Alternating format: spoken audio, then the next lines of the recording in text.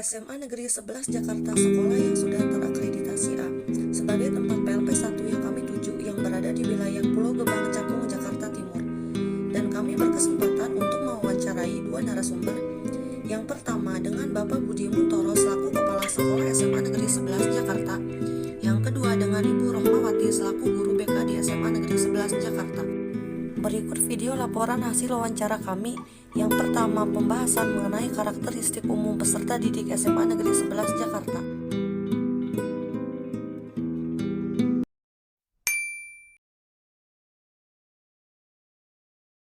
Pembentukan karakter harus dilakukan dengan pembiasaan, karena pembentukan karakter itu sendiri tidak berlangsung dengan cepat. Pembiasaan karakter yang sudah dilakukan siswa yaitu dengan 5S. Sapa, sopan, salam, santun, dan senyum. Susunan struktural organisasi dan tata kerja yang ada di SMA Negeri 11 Jakarta, yaitu kepala sekolah didampingi oleh 3 wakil kurikulum Bapak Yunandar yang menangani belajar mengajar tatap muka dan PJJ, lalu wakil kurikulum dibantu oleh 2 staf yaitu Ibu Nur Endah dan Ibu Fahri. Tugas mereka menangani pembuatan jadwal dan menangani administrasi guru seperti RPP dan sebagainya. Wakil kurikulum harus bekerja dengan cepat dan sudah menguasai teknologi dan harus bisa memanajemen waktu. Karena sekarang kita berada di era modern dan harus mengikuti cara belajar siswa, Bapak dan Ibu guru juga harus menguasai ilmu teknologi untuk melakukan pembelajaran. Kepala Sekolah SMA Negeri 11 Jakarta dalam mensosialisasikan peraturan dan tata tertib di sekolah biasanya dilakukan secara daring. Namun pada saat pandemi COVID-19 dilakukan secara luring by Zoom. Sosialisasi tersebut dilakukan setiap tahun sekali secara bergilir tepatnya di awal tahun ajaran baru. Untuk kelas 12 dilakukan menjelang ujian dan sosialisasi yang diberikan berupa nilai-nilai untuk mencapai syarat kelulusan. Agenda seremonial formal yang ada di SMA Negeri 11 Jakarta yang paling penting yaitu memperingati milad sekolah. Karena mengingat sekolah sudah berapa tahun sekolah ini berdiri dan sekolah ini sudah berdiri 25 tahun. Dan mengingat apa saja yang sudah dicapai dan prestasi apa saja yang sudah didapatkan. Perbedaan seremonial formal di saat pandemi ini tetap dilaksanakan, tetapi dengan menggunakan teknologi seperti Zoom, YouTube, dan lain sebagainya secara virtual. Untuk kegiatan kulikuler, SMA Negeri 11 Jakarta mengikuti kurikulum sesuai dengan pemerintah, yaitu kurikulum 2013 yang sudah berbasis teknologi di dalamnya. Untuk kegiatan kokulikuler, SMA Negeri 11 Jakarta adalah bimbel yang sudah bekerja sama dengan instansi bimbel yang sudah terpercaya dan bagus.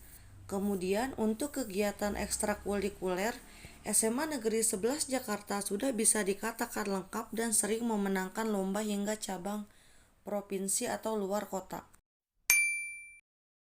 Kepala Sekolah SMA Negeri 11 Jakarta dalam mengembangkan pembiasaan serta kebiasaan positif dimulai dari pengalaman beliau yang didapatkan dari sekolah sebelum beliau mengabdi di SMA Negeri 11 Jakarta.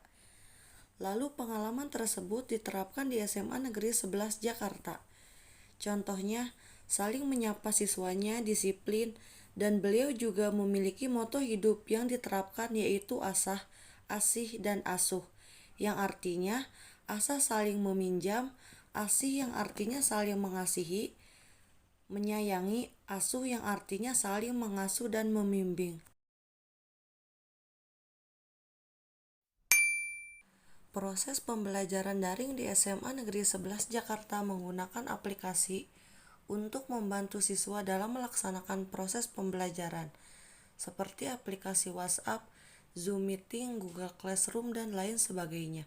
Sebelumnya, pihak guru sudah melakukan pelatihan agar bisa menguasai aplikasi yang digunakan selama proses pembelajaran di masa pandemi.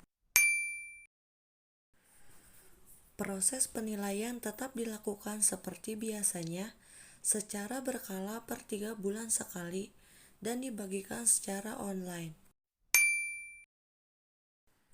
Guru BK sering menerima laporan dari wali kelas terkait banyaknya siswa yang tidak mengikuti proses pembelajaran dengan baik, seperti ketiduran, off kamera saat pembelajaran berlangsung, hanya melakukan absensi tanpa mengikuti KBM, dan juga banyak siswa yang memiliki keterbatasan paket kuota dan jaringan. Guru BK memberikan arahan dan dorongan berupa nasihat yang diharapkan dapat membuat siswa untuk lebih giat lagi dalam belajar dan mengejar cita-citanya. Di samping itu, untuk mewujudkan kesuksesan siswa dalam menghadapi dunia kerja, maka peran guru BK perlu membekali siswa dengan wawasan yang utuh tentang orientasi kerja. Orientasi kerja dapat dianggap sebagai salah satu proses penanaman sikap maupun perilaku yang perlu dimiliki oleh siswa agar siswa dapat bekerja secara efektif.